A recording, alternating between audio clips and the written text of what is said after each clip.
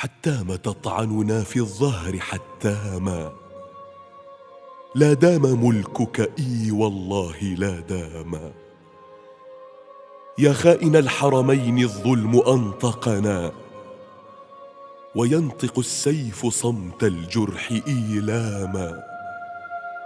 وليس فيك الذي نهواه في ملك، ولست ممن يهز الأرض إن قاما.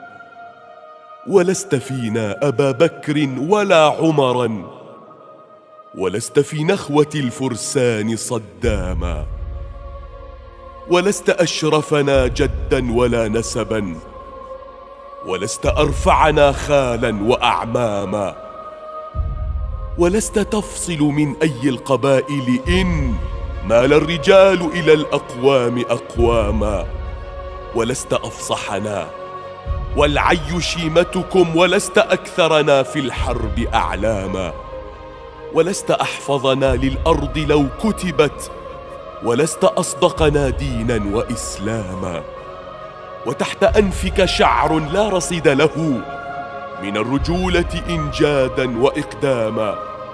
وجلد وجهك مثل الطبل يعجبه صفع الأكف ولا يدري بمن لاما.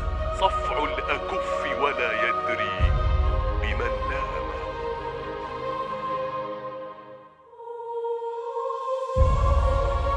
سلبت حق قريش إنها لهم، والأمر فيهم بنص الشرع حكاما.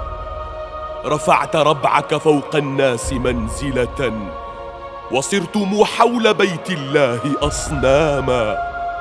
وأقدس الأرض فوق الأرض قاطبة جعلتموها وحاش الأرض حماما. ما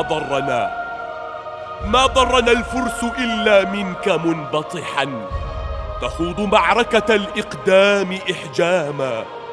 حاربت 20 حوثيا فما انتصرت جنود جيشك أعواما وأعواما. من أين تعرف حزم الحرب زعنفة، ومن متى أصبح الصرصور ضرغاما. وسمت العرب الصمصام ممتشقا، ولم تسم أداة الرقص صمصاما. والسيف للحرب لا للرقص يا ملكا، أهانه الله فيما رام إن راما. ما كان أصبح في كفيك ممتهنا، لو عند غيرك هذا السيف قد داما. ما أنت بالحكم ترضى حكومته، ولا الأصيل ولا ذي الرأي إبراما. وقد عرفناك نذلا لا أمان له، في المسلمين وللكفار بصاما. سل الزنازين والقضبان كم أكلت من المشايخ تغييبا وإعداما. يبيت متعبهم يبكي بسجدته، ويذكر الفطر بين الأهل إن صاما. يمد كفيه نحو الله يخبره بما جنى القيد إذلالا وإيلاما. بيني وبينك شيء ليس يعرفه سوى الذي عاش هذا الجرح أعواما. وكنت إن جاء شهر الحج منكسرا أنوي وألبس ثوب الحج إحراما. وكنت تمنعني ظلما، فإن نزلت فيكم إذنك يصير الكل خداما. أسلاف تاجك أستثني الشهيد بهم، كانوا عبيدا لأهل الظلم ظلاما.